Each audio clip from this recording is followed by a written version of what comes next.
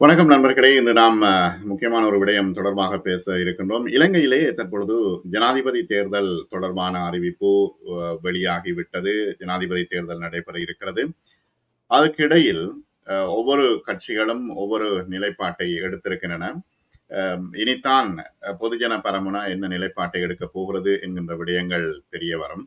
அது மட்டுமல்ல, பொதுவாகவே இலங்கை அரசியலில் ஒரு குழப்பமான ஒரு சூழ்நிலை காணப்படுகிறது. இந்த விடயங்கள் தொடர்பாகவும் இப்பொழுது நாம் அண்மையில் கேள்விப்படுகின்ற ஒரு விஷயம், சமூக நீதி கட்சி என்பிபியிலிருந்து விலகிவிட்டது என்கின்ற ஒரு விடயம். சமூக நீதி கட்சியின் முக்கியத்துவம் என்ன, இது என்பிபியிலிருந்து ஏன் விலகியது, இதற்கான தேவை என்ன என்பது தொடர்பாக நாம் இன்று அஸ்மின் அய்யூப் கனடாவிலிருந்து எங்களோடு இணைந்திருக்கின்றார். அவரோடு நாம் இந்த விடயங்கள் தொடர்பாக பேசுவோம். அஸ்ஸலாமு அலைக்கும் வரஹ்மத்துல்லாஹி வபரகாத்துஹு. வலைக்கும் அஸ்ஸலாம் வரஹ்மத்துல்லாஹி வபரகாத்துஹு. அஸ்மின், இந்த சமூக நீதி கட்சி தொடர்பாக இப்பொழுது பரவலாக பேசப்படுகிறது. சமூக நீதி கட்சியின் ஆரம்பம் எப்படி, அதனுடைய விடயங்கள் என்ன, இதுவரை சமூக நீதி கட்சி என்னென்ன விஷயங்களை செய்திருக்கிறது? சமூக நீதி கட்சி என்பது ஒரு புதிய அரசியல் முன்னெடுப்பு. நல்லாட்சிக்கான தேசிய முன்னணியிலிருந்து பிரிந்து சென்ற இருவர் இந்த கட்சியை உருவாக்கினார்கள். அதிலும் குறிப்பாக என்பிபியோடு, தேசிய மக்கள் சக்தியோடு இணைந்து பயணிப்பதற்கான ஒரு நோக்கோடு தான் சமூக நீதி கட்சி தொடங்கப்பட்டது.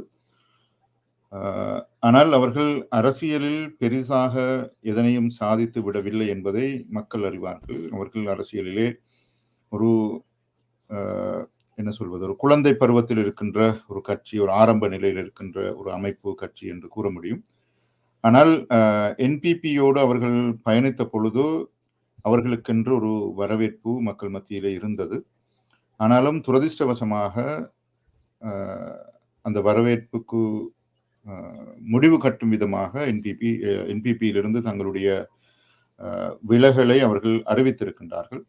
உண்மையில் சமூக நீதி கட்சி என்ற அந்த பெயரோடு, அந்த அடையாளத்தோடு அதனை பார்ப்பதை விடவும் இலங்கையிலே ஒரு முஸ்லிம் சமூகத்துக்குள் ஒரு மாற்று அரசியலினுடைய தேவை மிக நீண்ட காலமாக உணரப்பட்டது.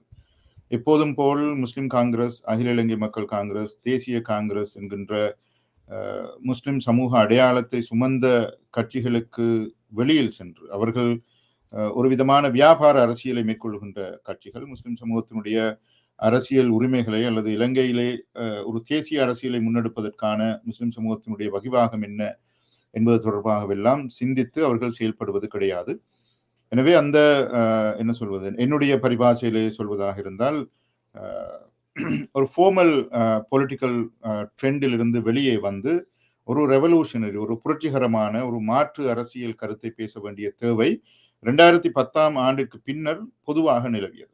அதுக்கு முன்னர் இருந்தாலும் கூட, குறிப்பாக மாவனல்லை கலவரம் 2001 ஆண்டு இடம்பெற்ற பொழுது அதற்கான கலந்துரையாடல்களை முஸ்லிம் சமூக புத்திஜீவிகள் மேற்கொண்டிருந்தார்கள். சமூகத்திலே ஒரு மாற்று அரசியலுக்கான தேவை இருக்கின்றது என்று. ஆனாலும் 2010 ஆண்டிற்கு பின்னர் தான் அதற்கான தேவை வெகுவாக உணரப்பட்டது. அதனை சாத்தியப்படுத்தக்கூடிய சூழ்நிலைகளும் ஏற்பட்டன. அந்த சந்தர்ப்பத்திலே முற்போக்காக சிந்திக்கின்ற முஸ்லிம் சமூகத்தில் அரசியல் ஈடுபடுகின்ற ஒரு சில தரப்போடு பேச்சுவார்த்தைகள் மேற்கொள்ளப்பட்டு அவர்களுக்கிடையிலே ஒரு உடன்பாடு ஏற்படுத்தப்பட்டு தான் இந்த முற்போக்கு அரசியல் முயற்சிகள் மேற்கொள்ளப்பட்டன.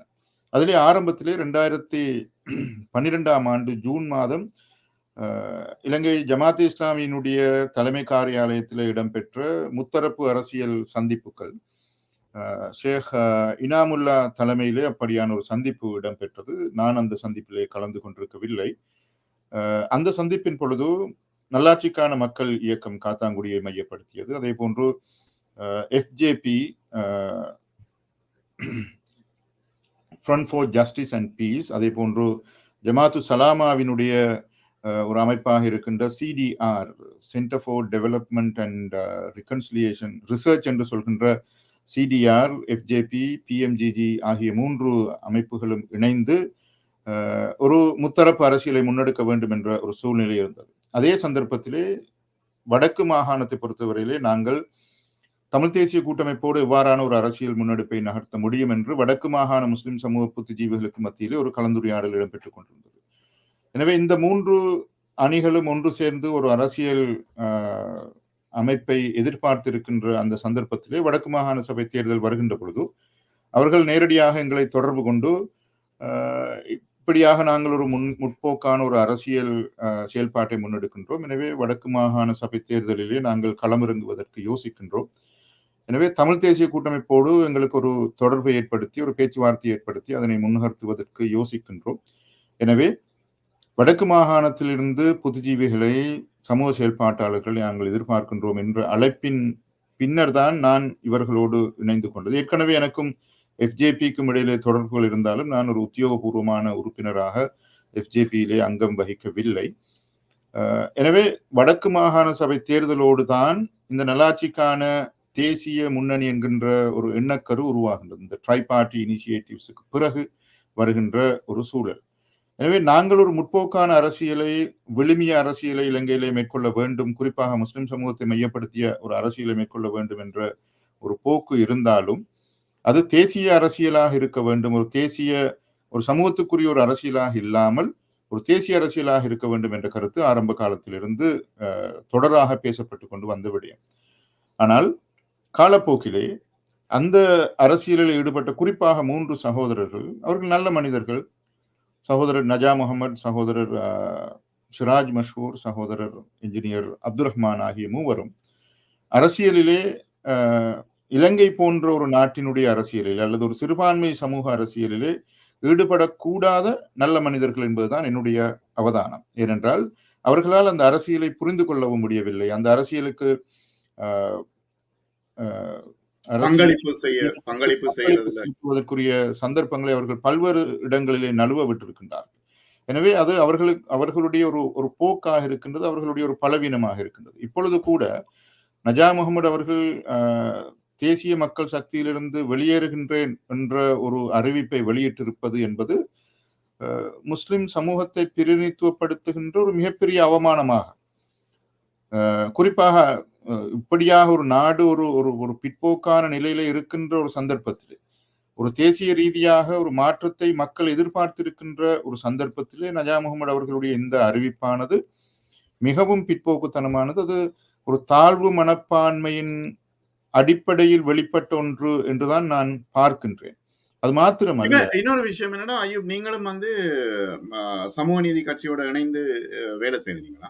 இல்ல, எனக்கும் சமூக நீதி கட்சிக்கும் எந்த தொடர்பும் இல்லை. என்பிபி போன்ற ஒரு பெரிய பலமான ஒரு அணியிலிருந்து நாங்கள் வெளியேறுகின்ற பொழுது நாங்கள் முன்வைக்கின்ற நியாயங்கள், அதற்காக முன்வைக்கின்ற ஜஸ்டிபிகேஷன்ஸ் எப்பொழுதும் அறிவுபூர்வமானதாக இருக்க வேண்டும், மக்கள் அதனை ஏற்றுக்கொள்ளக்கூடியதாக இருக்க வேண்டும். இப்பொழுது நஜா முகமது முன்வைக்கின்ற எங்களை கூப்பிட்டு பேசவில்லை, எங்களை கணக்கில் எடுக்கவில்லை, எங்களோடு அவர்கள் கலந்துரையாடுவதில் செய்வதற்கு நேரம் தரவில்லை போன்ற விடயங்கள் ஒரு சின்ன பிள்ளைத்தனமான குற்றச்சாட்டுகள். அங்கே இல்ல ஏனென்றா இப்ப இவ்வளவு பெரிய ஒரு முஸ்லிம் சமூகத்தினுடைய பங்காளிகளாக இவர்கள் இந்த கட்சி என்பிபி ஆரம்பிக்கிற நேரத்தில் இருந்தே இருந்திருக்கிறார்கள். அப்பொழுது அவர்களோடு கலந்துரையாடுவதில் என்ன பிரச்சனை என்பிபிக்கு? இல்ல, என்பிபியை பொறுத்த வரைக்கும் நான் ஒரு சின்ன உதாரணத்தை சொல்கின்றேன். சமூக நீதி கட்சியினுடைய முதலாவது பேராளர் மாநாடு அக்கரைப்பற்றில் இடம்பெறுகின்ற பொழுது என்பிபி கட்சியினுடைய தலைவர் அனுரகுமார திசாநாயக்க அவர்கள் ஒரு பிரதம பேச்சாளராக கலந்து கொண்டு அவர்களுக்கும் சமூக நீதி கட்சிக்கும் இடையிலான இருக்கின்ற உறவை உறுதிப்படுத்தினார்.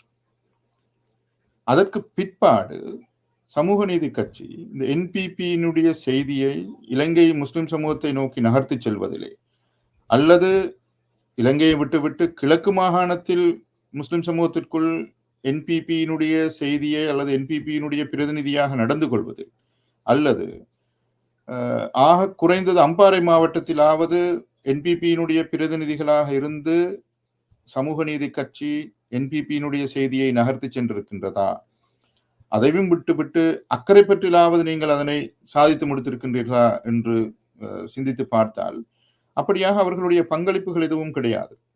முஸ்லிம் சமூகத்திலே நாங்கள் ஒன்றை புரிஞ்சு கொள்ள வேண்டும். அதாவது அரசியலில் 2 விதமான முஸ்லிம் சமூகத்தினுடைய மனோநிலையை நான் குறிப்பிடுகின்றேன். 2 விதமான மனோநிலைகள் இருக்கின்றன. முதலாவது சரணாகதி அரசியல்.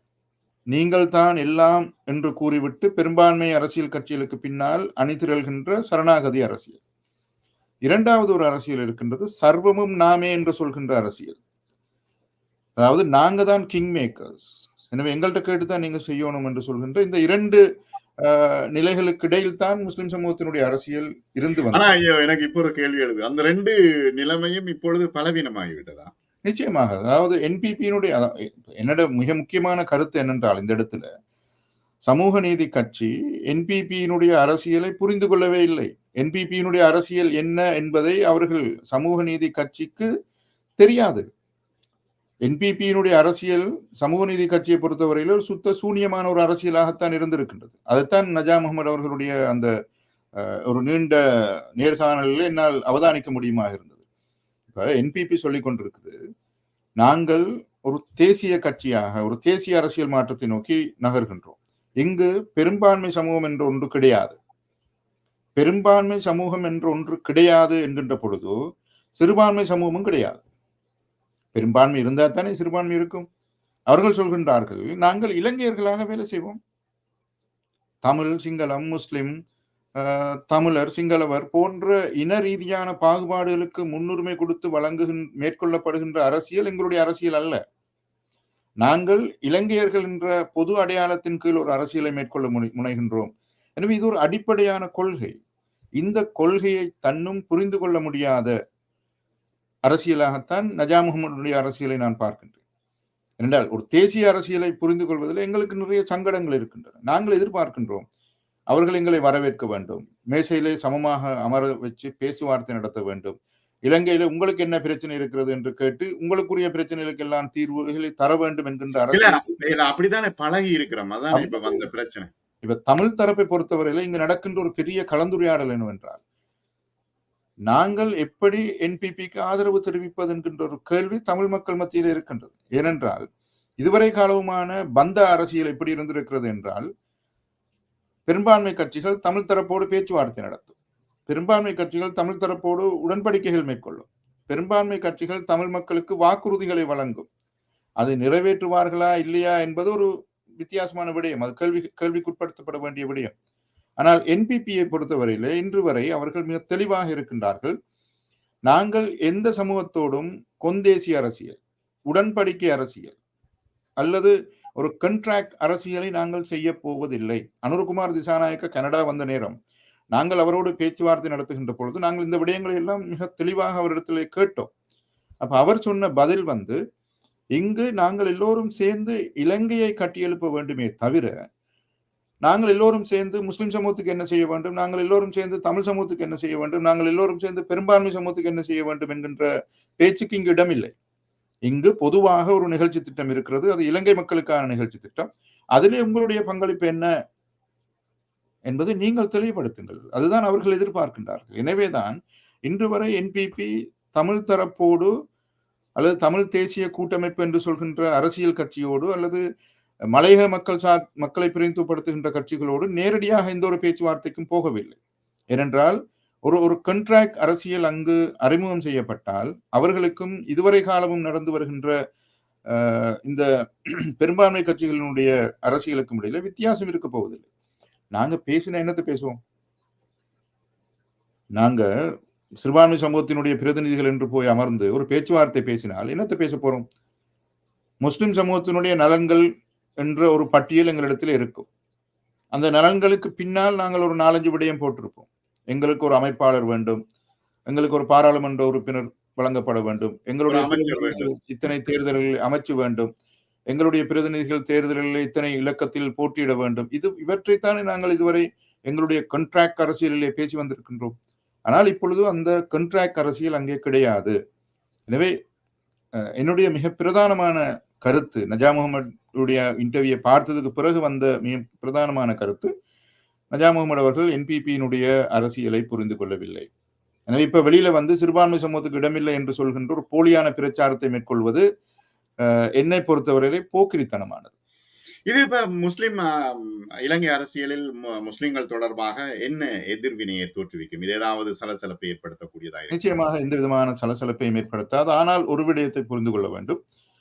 அதாவது முஸ்லிம் சமூகம் தேசிய அரசியலை புரிந்து கொள்ளவில்லை என்கின்ற ஒரு பார்வையை, என்கின்ற ஒரு பதிவை பொதுவாக இலங்கை மக்கள் மத்தியிலே ஏற்படுத்தும். ஏனென்றால் இந்த தேசிய அரசியலை புரிந்து கொண்டு அதிலிருந்து ஒரு கொள்கை உதாரணத்துக்கு நஜா முகமது அவர்கள் நான் என்பிபியிலிருந்து விலகுகின்றேன் என்று சொல்லிவிட்டு அதற்கு முன்வைக்கின்ற நியாயங்களை பார்க்கின்ற பொழுது நகைப்புக்கிடமாக இருக்கின்றது. ஆனால் மாற்றமாக அவர் ஒரு ஒரு ஒரு கொள்கை சார்ந்த ஒரு முரண்பட்ட கருத்தை முன்வைத்திருந்தால் என்பிபி என்பது தனி சிங்கள மக்களுக்கான ஒரு கட்சியாக இருக்கின்றது, அவர்கள் பெரும்பான்மை வாதத்தை பேசுகின்றார்கள், அவர்கள் ஒரு இனவாதத்தின் அடிப்படையிலே தங்களுடைய கட்சியை கட்டமைக்க விரும்புகின்றார்கள் போன்ற கருத்துக்களை, அது உண்மையாக இல்லை அங்கே, ஆனால் அப்படி ஏதேனும் ஒரு கருத்தை அவர் அவதானித்து முன்வைத்திருந்தால் அந்த கருத்து தர்க்க நியாயங்களுக்கு உட்பட்ட ஒரு கருத்தாக இருக்கும். ஆனால் இவர் இப்போது முன்வைத்திருக்கின்ற இந்த கருத்துக்கள் தர்க்க நியாயத்திற்கு அப்பாற்பட்டது. எனவே முஸ்லிம் சமூகம் ஒரு வெட்கி தலைகுலிகின்ற, முஸ்லிம் சமூகத்துக்கு ஒரு அவமானம் ஏற்பட்டிருக்கின்றது நஜா முகமதுடைய இந்த செயல்பாட்டினால்.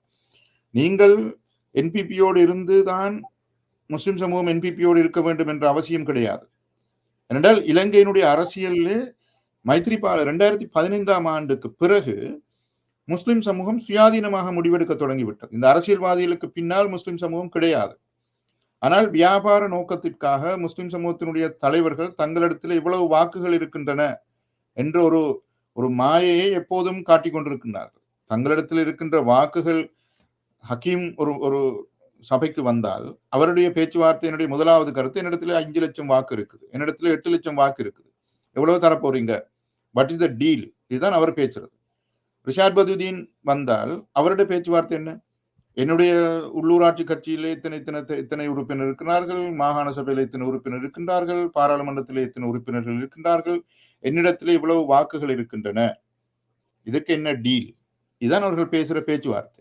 இப்ப என்பிபி சமூக நீதி கட்சியும் தங்களிடத்துல 25,000 வாக்குகள் இருக்கின்றன, எனவே அந்த 25,000 வாக்குகள் உங்களுக்கு அளிக்கப்பட வேண்டுமாக இருந்தால் எங்களுக்கும் உங்களுக்கும் உள்ள டீல் என்ன என்று என்பிபியோடு பேச்சுவார்த்தை நடத்தி இருந்தால் அது ஒரு கேவலமான பேச்சுவார்த்தையாகத்தான் இருந்திருக்க முடியும். இந்த நாட்டுக்கு என்ன செய்ய போகின்றீர்கள், இந்த நாட்டினுடைய அரசியல் அமைப்புக்கு என்ன செய்ய போகின்றீர்கள், முஸ்லிம் சமூகத்தினுடைய உரிமைகள் சார்ந்து என்ன செய்ய போகின்றீர்கள், அல்லது தமிழ் பேசுகின்ற மக்களுடைய உரிமை சார்ந்து என்ன செய்ய போகின்றீர்கள் போன்ற பொதுவான கொள்கை சார்ந்த விடயங்களை பேச்சுவார்த்தைக்கு கொண்டு சென்றிருந்தால் அது ஒரு பெருமதியான ஒரு அமைப்பாக இருந்திருக்கும். ஆனால் அப்படியான ஒரு பெருமதியான அமைப்பில் இந்த கலந்துரையாடல்கள் இடம்பெறவில்லை என்பது நஜா முகமது அவர்களுடைய ஊடக சந்திப்பு, அதுக்கு பின்னர் அவர் வழங்கிய செவ்வியிலிருந்து மிக தெளிவாக தெரிகின்றது. இப்ப வந்து தேசிய என்பிபி வந்து இந்த விஷயம் தொடர்பாக ஏதாவது தகவல்களை வெளியிட்டதா உங்களுக்கு ஏதாவது தெரியுமா? என்பிபி தொடர்பாக நான் என்பிபியினுடைய உயர்மட்ட பொலிட் பீரோவில் இருக்கின்ற சகோதரர்களோடு பேசினேன். அவர்கள் இதனை ஒரு பெரிய பொருட்டாக எடுத்துக்கொண்டதாக எனக்கு தெரியவில்லை. அவர்கள் இதுக்கு ரியாக்ட் பண்ண போவதும் கிடையாது. ஏனென்றால் அவர்கள் சொல்கின்றார்கள், முஸ்லிம் சமூகத்தை பிரதிநிதித்துவப்படுத்தி கண்ட்ராக்ட் அடிப்படையிலே அரசியல் பேச வந்த பலர் இருக்கின்றார்கள். முஸ்லிம் சமூக தலைமைகளில் இருந்து பெரும்பாலான பெரிய தலைவர்கள் என்பிபியை அப்ரோச் பண்ணியிருக்கின்றார்கள். நாங்கள் உங்களோடு இணைந்து கொள்கின்றோம், எங்களுக்கு என்ன கிடைக்கும் என்ற அடிப்படையில். கிழக்கு மாகாணத்திலே முஸ்லிம்கள் பெரும்பான்மையாக இருக்கின்ற ஒரு தேர்தல் தொகுதியிலிருந்து ஒரு பாராளுமன்ற உறுப்பினர் என்பிபியினுடைய தலைமைத்துவத்திற்கு ஒரு தகவலை வழங்கி இருக்கின்றார். நாங்கள் கிழக்கு மாகாணத்தினுடைய தேர்தல் செலவுகளை நாங்கள் பொறுப்படுத்திக் கொள்கின்றோம், கிழக்கு மாகாணத்தினுடைய தேர்தல் செலவுகளை நாங்கள் பொறுப்படுத்திக் கொள்கின்றோம், ஆனால் உங்களுடைய அமைச்சரவையிலே எங்களுக்கு ஒரு இடத்தை உறுதிப்படுத்துவீர்களாக இருந்தால் நாங்கள் வெளிப்படையாக வந்து என்பிபிக்கு ஆதரவு தெரிவிக்கின்றோம் என்று கிழக்கு மாகாணத்திலிருந்து ஒரு முக்கிய அரசியல் புள்ளி ஒரு தகவலை வழங்கி இருக்கின்றது. அதற்கு கூட என்பிபி ஒரு மறுப்பு தெரிவித்திருப்பதாக நான் அறிகின்றேன். எனவே ஓரளவிற்கு முஸ்லிம் சமூகத்தில் இருக்கின்ற பலருக்கு தெரிகின்றது இந்த ட்ரெண்ட் வந்து என்பிபி மாறிக்கொண்டிருக்கிறது. எனவே இந்த சந்தர்ப்பத்திலே நாங்கள் எதையாவது செய்து அந்த இடங்களை பிடித்துக் கொள்ள வேண்டும் என்ற அடிப்படையில் அவர்கள் சிந்திக்க தொடங்கி இருக்கின்றார்கள் என்பதற்கு இது ஒரு நல்ல உதாரணமாக இருக்கும் என்று நினைக்கின்றேன், ஒரு எடுத்துக்காட்டாக இருக்கும் என்று நினைக்கின்றேன். இப்ப அதனை மறுத்திருக்கிறது. ஆனா என்னடா இப்ப அவ்வளவு தூரத்துக்கு ஒரு ஒரு பிரபல்யமாகி என்பிபி தன்னுடைய நிலைப்பாட்டை, அரசியல் நிலைப்பாட்டை உறுதிப்படுத்தி கொண்டிருக்கிறதா என்ற கேள்வி எழுகிறது. ஏனெனில் நீங்க சொல்ற சரி, இப்ப இவ்வளவு காலமும் நாங்கள் பார்த்து கொண்டிருக்கின்ற அரசியல் வேறு, என்பிபி முன்வைக்கின்ற அரசியல் திட்டங்கள் வேறு. ஆனால் என்பிபி பாராளுமன்றத்தில் அதிக பெரும்பான்மை பெறும், அதிலிருந்து அமைச்சரவையை பெற்றுக்கொள்ள வேண்டும் என்று நினைக்கிறார்களா முஸ்லிம்களோ தமிழர்களோ ஏனையவர்களோ? அதாவது சிறுபான்மை சமூகத்தை பொறுத்தவரையிலே அவ்வாறான ஒரு பதிவு இதுவரைக்கும் வெளிப்படையாக வெளிப்படுத்தப்படவில்லை. என்பிபியை நோக்கி நாங்கள் முழுமையாக என்பிபிக்கு சப்போர்ட் பண்ண போகின்றோம் என்ற கருத்து பகிரங்கமாக வெளிப்படுத்தப்படவில்லை. ஆனால் தனிப்பட்ட ரீதியாக பெரும்பாலான முஸ்லிம் தமிழ் வாக்காளர்களுக்கு மத்தியிலே, அது யாழ்ப்பாணத்தில் கூட அந்த நிலைமை மாறி இருக்கின்றது. வாக்காளர்களுக்கு மத்தியிலே இதற்கு பிறகு 2 பெரும்பான்மை கட்சிகளுக்கு பின்னாலும் நாங்கள் போவதில்லை என்ற ஒரு தீர்மானம் இருக்கிறது. நாங்கள் என்பிபிக்கு போறோம் என்ற ஒரு தீர்மானம் இன்னும் வெளிப்படையாக முன்வைக்கப்படாவிட்டாலும் கூட நாங்கள் இந்த பெரும்பான்மை கட்சிகள், அது ஐக்கிய தேசிய கட்சியாக இருக்கட்டும், சுதந்திர கட்சியாக இருக்கட்டும், மஹிந்தவனுடைய எஸ்எல்பிபியாக இருக்கட்டும், அவர்களுக்கு பின்னால் நாங்கள் போவதில்லை என்கின்ற ஒரு கருத்து பரவலாக முன்வைக்கப்பட்டிருக்கின்றது. அது அந்த அந்த கருத்து ஏற்பட்டிருக்கின்றது தமிழ் பேசுகின்ற வாக்காளர்களுக்கு மத்தியிலே. மறுபுறத்திலே முஸ்லிம் வாக்காளர்கள் எடுத்துக்கொண்டால் அவர்கள் சுயாதீனமாக பல்வேறு இடங்களிலே தீர்மானங்களை நிறைவேற்றி இருக்கின்றார்கள். ஆனால் காலப்போக்கில் அந்த தீர்மானங்கள் வாக்குகளாக மாற்றப்படும். என்பிபியை பொறுத்தவரையிலே என்பிபி பொதுவாக தேசிய ஒரு வாக்கிலே தான் தங்கி இருக்கின்றார்களே தவிர அவர்கள் சிங்கள வாக்குகள் அல்லது தமிழ் வாக்குகள் அல்லது முஸ்லிம் வாக்குகள் என்று பிரித்து பார்த்து இந்த அரசியலை அணுகுவதாக எனக்கு தெரியவில்லை. ஆனால் சிங்கள சமூகத்தில் இருக்கின்ற புத்திஜீவிகள், சிங்கள சமூகத்தில் இருக்கின்ற பெரும்பாலான தொழிற்சங்கங்கள், சிங்கள சமூகத்தில் இருக்கின்ற முப்படையினர், இராணுவம், போலீஸ் போன்ற முப்படையினர் மத்தியிலே ஒரு பெரிய மாற்றத்தை நாங்கள் காண்கின்றோம். குறிப்பாக ஏனென்றால் சாதாரணமாக இப்படி சொல்லுங்களேன், இந்த நாடை அபிவிருத்தி செய்ய வேண்டும், இந்த நாடை பாதுகாக்க வேண்டும், இந்த நாட்டை முன்னேற்ற வேண்டும் என்றுதானே ஐக்கிய தேசிய கட்சி அல்லது சுதந்திர கட்சி அல்லது மஹிந்தவனுடைய எஸ்எல்பிபி போன்ற கட்சிகள் தங்களுடைய பிரச்சாரங்களை முன்னெடுத்தார்கள். எனவே நாட்டை பாதுகாக்க வேண்டும் என்பதற்காக இந்த ஒவ்வொரு துறையிலும் இருக்கின்றவர்கள் அர்ப்பணிப்போடு அவர்கள் அதனை நம்பினார்கள். இவர்கள் நாட்டை பாதுகாக்க போகின்றார்கள் என்பதை நம்பினார்கள். அந்த நம்பிக்கையின் அடிப்படையில் தான் அவர்கள் அந்த கட்சிகளுக்கு தங்களுடைய ஆதரவுகளை வழங்கினார்கள். ஆனால் நிதர்சனமாக அவர்கள் நாட்டை பாதுகாக்கவில்லை. நாட்டை அழித்தார்கள், நாட்டை கொள்ளையடித்தார்கள், நாட்டை சூறையிட்டார்கள். இது வெளிப்படையாக மக்கள் மத்தியிலே உறுதிப்படுத்தப்பட்டு விட்டது. எனவேதான் அவ்வளவு பெரிய ஒரு அரகலை நடந்து முடிந்தது. 69 லட்சம் மக்கள் கோட்டபாயவுக்கு வாக்களித்து அந்த 2 வருடங்களுக்குள் அவர்கள் அனைவரும் அல்லது அவர்களிலே பெரும்பான்மையானவர்கள் கோட்டபாயவுக்கு எதிராக மாறுகின்றார்கள் என்றால் அது ஏதோ ஒரு செய்தியை இந்த உலக மக்களுக்கு சொல்கின்றது. அதுதான் நாங்கள் இவர்களின் மீது நம்பிக்கை இழந்திருக்கின்றோம். இவர்களின் மீது நம்பிக்கை இழந்திருக்கின்றோம் என்ற கூற்றுக்கு பின்னால் நாங்கள் யார் மீது நம்பிக்கை வைத்திருக்கின்றோம் என்ற கேள்வி வருகின்றது. அது என்பிபியாக இருக்க முடியும் என்பது பலருடைய அவதானம். ஆனால் என்பிபிக்கு அடுத்த பக்கத்திலே அல்லது என்பிபிக்கு அருகிலே சென்று நிற்கக்கூடிய இன்னும் ஒரு கட்சி என்ன அல்லது இன்னும் ஒரு சக்தி என்ன என்று பார்த்தால் அங்கு எவரும் கிடையாது. இப்ப சஜித் பிரேமதாசாவை எல்லாரும் சொல்கின்றார்கள் இப்படி இருக்க முடியும் என்று. ஆனால் சஜித் பிரேமதாசாவினுடைய அணுகுமுறைகள், சஜித் பிரேமதாசாவினுடைய மேடை பேச்சுக்கள், சஜித் பிரேமதாசா முன்வைக்கின்ற கொள்கை கோட்பாடுகளை பார்க்கின்ற பொழுது அவர் என்பிபிக்கு நிகராக இருக்கின்றார் என்கின்ற அந்த பார்வை கூட இல்லாமல் போகின்றது. எனவே மாற்று சக்தி ஒன்றினுடைய தேவை இருக்கின்றது. இன்னொரு விடயத்தை இந்த இடத்துல குறிப்பிடுவது பொருத்தமாக இருக்கும் என்று நினைக்கின்றேன். மஹிந்த ராஜபக்ஷ அவர்கள் நாமல் ராஜபக்ஷ அவர்களை ஜனாதிபதி வேட்பாளராக நியமிப்பது தொடர்பிலே மிக சீரியஸாக கலந்துரையாடி இருக்கின்றார்கள். ஏனென்றால் அவர்கள் நம்புகின்றார்கள் சில போது நாமல் ராஜபக்ச இந்த ஜனாதிபதி தேர்தலிலே தோல்வியடைந்தாலும் கூட நாமலுக்கான வாக்கு வங்கியினை நாங்கள் இன்னும் ஒருவருக்கு தாரை வார்ப்பதிலிருந்து தவிர்த்து கொள்ள முடியும் என்ற ஒரு கருத்து அவர்களுக்கு மத்தியிலே மிக நுட்பமாக பேசப்பட்டு கொண்டு வருகின்றது. ஜோன்சன் பெர்னாண்டோ போன்றவர்கள் நாமல் ராஜபக்சவுக்கு பின்னால் நிற்க வேண்டும் என்ற கருத்தை கட்சிக்குள் பலமாக முன்மொழிந்து கொண்டிருக்கின்றார்கள். எனவே அந்த வாக்குகள் ஒருபோதும் இன்னும் ஒரு அணிக்கு, குறிப்பாக ரணில் விக்ரமசிங்கவின் தலைமையிலான அணிக்கு வழங்கப்படக்கூடாது என்பதிலே அவர்கள் உறுதியாக இருக்கின்றார்கள். இப்ப அது மட்டுமில்லை, இப்ப தம்மிக பெரேராவை போட்டாலும் கூட தம்மிக பெரேரா மஹிந்த ஜனாதிபதியாக வெற்றி பெற்றால் வந்து மஹிந்த ராஜபக்சனுடைய சொல்ல கேட்பாரான்றது மஹிந்தக்கு மிகப்பெரிய தர்ம சங்கடம். நிச்சயமா. அதை விட பெரிய பிரச்சனை என்றால் பாராளுமன்ற உறுப்பினர்கள் எதிர்காலத்திலே தாங்கள் பாராளுமன்றம் போக வேண்டும் என்ற எதிர்பார்ப்போடு இருக்கின்ற பல பாராளுமன்ற உறுப்பினர்கள் தங்களுடைய வாக்கு வங்கிகளை ஒருபோதும் சிதைப்பதற்கு விரும்ப மாட்டார்கள். எனவே இப்பொழுது நாங்கள் ரணில் விக்ரமசிங்கவுக்கோ அல்லது இன்னும் ஒருவருக்கோ எங்களுடைய பாராளுமன்ற எங்களுடைய வாக்குகள் ஏனென்றால் அவர்கள் நம்பிக்கொண்டிருக்கின்றார்கள் எங்களுடைய பிரதேசங்களில் எங்களுக்கு இவ்வளவு வாக்குகள் இருக்கின்றன என்ற நம்பிக்கை இருக்கின்றது. எனவே அவர்கள் அந்த வாக்குகளை ஒருபோதும் சிதைக்க மாட்டார்கள். நாங்கள் என்பிபி அல்லது சமூக நீதி கட்சியினுடைய விடயத்தையும் அவ்வாறு தான் பார்க்கின்றோம். அவர்கள் நினைத்துக் கொண்டிருக்கிறார்கள் தங்களுக்கு அவ்வளவு பெரிய ஒரு வாக்கு வங்கி இருக்கின்றது என்று. அப்படி ஒரு வாக்கு வங்கி அங்கே கிடையாது. முஸ்லிம் சமூகத்தில் ஒரு ஒரு அவமானத்தை ஏற்படுத்துகின்ற, முஸ்லிம் சமூகத்தை ஒரு என்ன சொல்வது, ஒரு ஒரு டீல்காரர்களாக சித்தரிக்கின்ற ஒரு செயல்பாட்டைத்தான் சமூக நீதி கட்சி இந்த செயல்பாட்டினூடாக முன்வைத்திருக்கின்றது. நான் நினைக்கின்றேன் சமூக நீதி கட்சி தன்னுடைய கட்சி கட்டமைப்பை மறுசீரமைத்து ஒரு முற்போக்கான கட்சியாக வருமாக இருந்தால் அல்லது முற்போக்கான அணுகுமுறைகளை பின்பற்றுமாக இருந்தால் எதிர்காலத்திலே அவர்களுக்கு அரசியலிலே ஒரு வாய்ப்பு இருக்கும். ஆனால் இப்போதைய சூழ்நிலையிலே முஸ்லிம் மக்கள் சமூக நீதி கட்சியை ஒரு அருவருப்பாக பார்க்கின்றார்கள். அந்த அந்த அவர்களுடைய அந்த தீர்மானங்கள், அவர்களுடைய கருத்துக்களில் எந்த விதமான நியாயத்தையும் முஸ்லிம் மக்கள் காண்பதாக எனக்கு தெரியவில்லை. இப்ப சமூக நீதி கட்சி தொடர்பாக மக்கள் மத்தியில ஓரளவு நம்பிக்கை இருக்குது. அதாவது இப்ப அவர்களுடைய செயல்பாடுகள் வந்து பரந்துபட்ட முஸ்லிம் மக்கள் மத்தியில இருந்ததா? இல்ல, அப்படி ஒன்றும் இருக்கல. என்னென்றால் இப்ப இன்றைக்கு காலையில ஒரு சகோதரர் காத்தாங்குடியிலிருந்து நீண்ட நேரம் என்னோடு பேசிக் கொண்டிருந்தார். அப்போது அவர் மிக ஆதங்கப்பட்டு சொன்ன ஒரு விடயம் என்னென்றால், இங்க பாருங்க 2013ஆம் ஆண்டு அப்துல் ரஹ்மான், அஜா முகமது, சிராஜ் மஷூர் போன்றவர்கள் சமூக நீதி கட்சி என்று சொல்றதை விட இந்த 3 பேருடைய பெயரையும் வச்சே பேசலாம் என்று நினைக்கிறேன்.